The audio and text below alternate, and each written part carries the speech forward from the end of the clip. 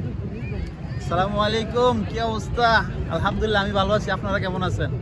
ইটমি মনির মির্জা ঈদ নতুন একটা বিষয় নিয়ে কথা বলবো। আজকের বিষয় হয়েছে তিনটা জিনিস, যে তিনটা জিনিস না থাকলে আপনার জন্য বিদেশ না। তো আমি এক ভাইকে জিজ্ঞাসা করবো এই বিষয়ে। আসসালামু আলাইকুম ভাই। কি অবস্থা, ভালো আছেন? জি আলহামদুলিল্লাহ ভালো আছি। আপনার থেকে তিনটা বিষয় জানার জন্য আর কি। তো আপনার নামটা দেন, আপনার পরিচয়টা দেন। আমার নাম হচ্ছে মোহাম্মদ হোসেন, জেলা কুমিল্লা। কুমিল্লা কোন উপজেলা? সদর দক্ষিণ। সদর দক্ষিণ। তো কুয়াতে কত বছর আপনি?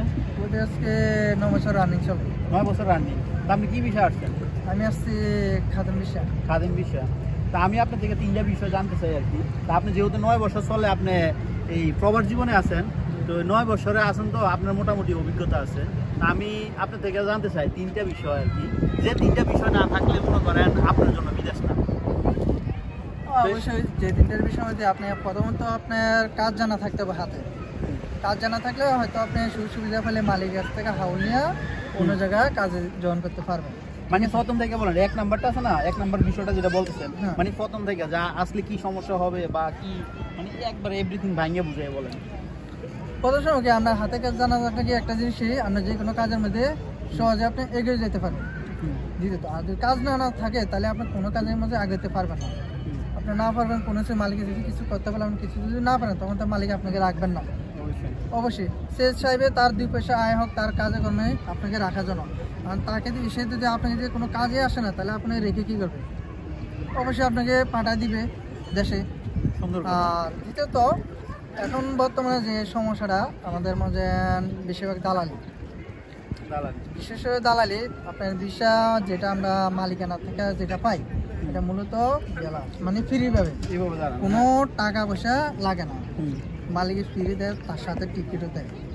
আবার যদি বলে যে মেডিকেল খরচ লাগবে কিছু তাও দেয়।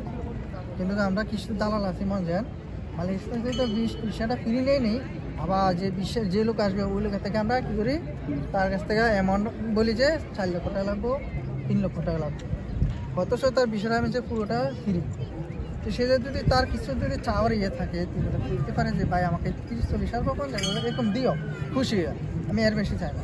তাহলে মানুষের একটা সুবিধা হয় আসতে, কারো কিছু বিশেষ করে আসতে না। যেমন আমাদের দেশে মনে যায় কেউ 70 টাকা নিয়ে আসে, সেগুলো পরিশোধ করতে হতে তার 6-7 বছর লেগে যায়। ঠিক আছে, কেউ আছে জমি বিক্রি করে আসে, আবার কেউ সুদে আসে। এই তো সুদে আসাটা কতটুকু যুক্তি? এটা মোটেও যুক্তি খাটে না, কারণ এটা তার কোনো লাভ হইতেছে না, তে বিনা পরিশ্রমে মানুষকে টাকা দিয়ে দিতেছে। মানে আপনার কত হয়েছে কি, 1 নাম্বার হয়েছে কাজ না শিখে, 2 নাম্বার হয়েছে আপনার সুদে বা যে বিষয়গুলো বললেন ওই বিষয়, আর যে 3 নাম্বার বিষয় কোনটা? 3 নম্বর বিষয় আপনার বিদেশ আসতে আপনি খোঁজ নিবেন আগে। খোঁজ নিতে হবে আপনার পরিবারে কেউ আছে কিনা বা আত্মীয় স্বজন মধ্যে ভাই বন্ধু তো আপনার আছে আশেপাশে, আপনার এলাকার সবাই আছে, কম বেশি সব দেশেই আছে। তো সময় যে কোন বিষয় গেলে ভালো হয়, কি কাজে ওই দেশের চাহিদা আছে, তাহলে ওই অনুযায়ী যে আপনার জ্ঞানে যদি আপনার ওই কাজটা শেখার আগ্রহ বেশি দেখা যায় যে আমি এই কাজটা খুব সহজেই যদি পারবো, আর এই কাজটা আমার থেকে একটু কঠিন, তাহলে আপনি ওই কাজের বিষয় দেখবেন আগে। বা খরচ কীরকম যাবে, কি ফ্রি বিষয় আছে, মানে কোন বিষয়ে কাজে মানে কাজটা করা যায়, বাইরে কাজ করা যায়, যেটা আমার সমস্যা হবে না কোনো। আবার হ্যাঁ, আকামা লাগাইতে কোনো যাতে সমস্যা না হয়, খুব সহজভাবে যাতে লাগানো যায়। অনেক সময় দেখা যায় আমরা আকাম লাগাতে গেলে দালালে খপ্পরে পড়ি যারা ফ্রি বিষয়, কারণ যে দালার মধ্যে কথা বেশি তার মালিকের সাথে দেখা করা যায় না, পরিচয় করা যায় না। আপনি তো তার মধ্যে লাগাইতেছেন, কোনো একটা সমস্যা হলে কিন্তু আপনি তাকে পাইতেছেন না, মালিকরে ওই আপনার দালালকে বন্ধু, দালালে ওইখানে যোগাযোগ করলে আপনি পাবেন না, তো পাবেন না। আপনার 2-4টা কত আপনি 1 সপ্তাহ ঘুরে 2 মাস 1 মাস ঘুরে এলাম, আপনার কোনো কিছু হইতেছে না, ওইটা আপনার আকামা শেষ হয়ে যায়, তখন আপনি দাবি করে বসেন আকামা লাগাতে, যেখানে লাগতো আমার 50 দিনার, ওখানে আমরা 300 দিনে 400 দিনের দাবি করে বসে, বাকি 300 দিনে উনি খাবে আর 50 দিনের মালিক। আচ্ছা, এখন যে মনে করেন অনেকে বলতেছে মনে করেন আহালি সম্বন্ধ কুয়াতে, এটা কতটুকু সত্য?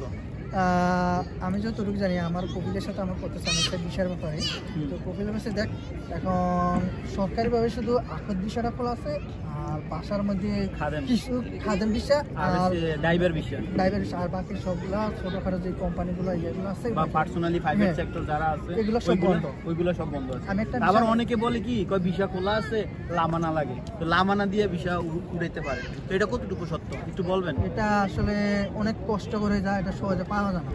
আমি 3 মাস যাবত অপেক্ষা করছি, মনে হয় আপনি বিষয়টা নেওয়া যাবে, কিন্তু সে চেষ্টা করছে, বলছে দেখ তোরা এটা দেশের জন্য খুব সমস্যা হয়ে যায়।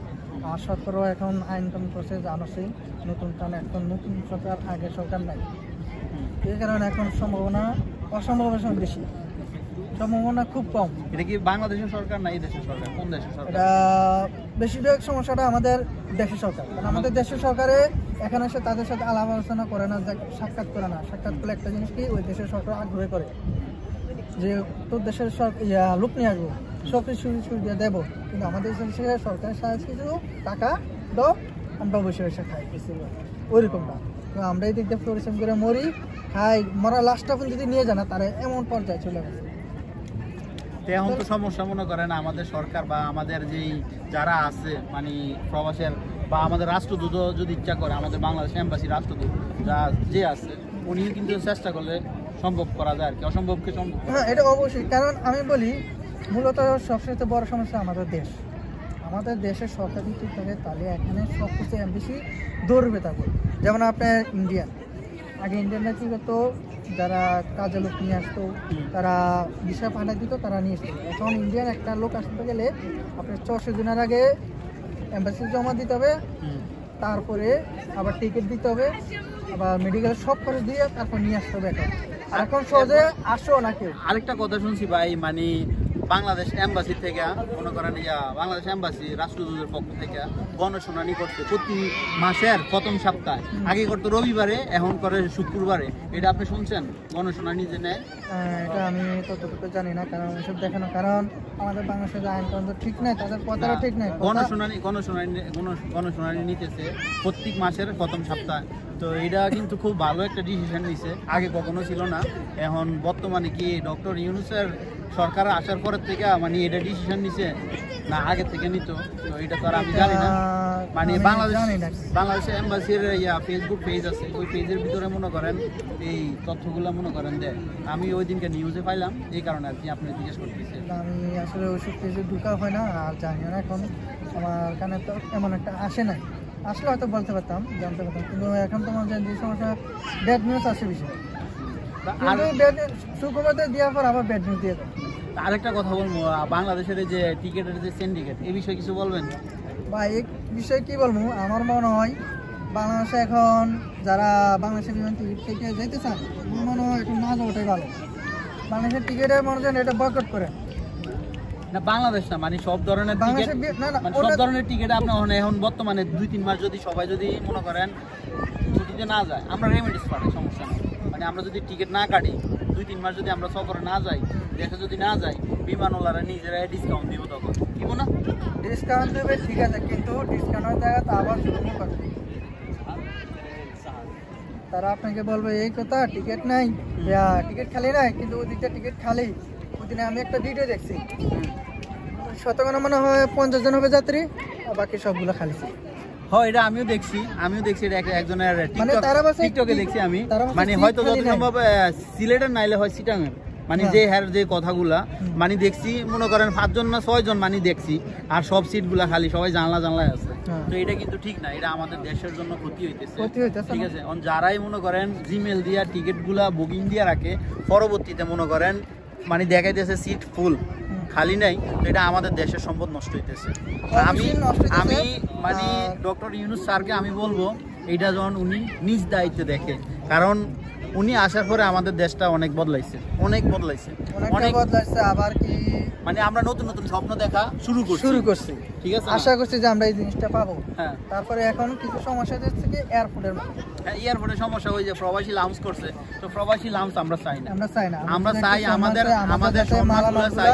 আমরা টলি নাই, টলিবিহীন বাংলাদেশ এয়ারপোর্ট, তো আমরা টলির সমাধানটা চাই, আর আমাদের লাগেজগুলো সুন্দর মতো চাই। আর বিশেষ করে আরেকটা কথা বলবো, আমরা মোবাইল যেহেতু 5টা নিতে পারি, আমরা আমরা এই দাবি সবাই থাকবে, আমরা যেহেতু মোবাইল 5টা নিতে পারি, আমাদের আত্মীয় স্বজন, আমাদের ছেলে মেয়ে, আমাদের ফ্যামিলি সবাইকে যেহেতু মোবাইল দিতে পারি, অন্তত 5টা মোবাইল যদি আমাদের নেওয়া যায় তাহলে আমরা আমাদের ব্যবহৃত আমরা দুটো খুশি। মোবাইল আর এই কথা আপনি কতটুকু আছেন? এটা আমি সহমত, 5টা মোবাইল অন্তত থাকা দরকার, কারণ আমরা নিজেরাই ব্যবহার করি 2টা 3টা 4টা মোবাইল। হ্যাঁ, একজনের দুটো করে থাকেই, তখন আমরা নিজেরও আছে 3টা ফোন।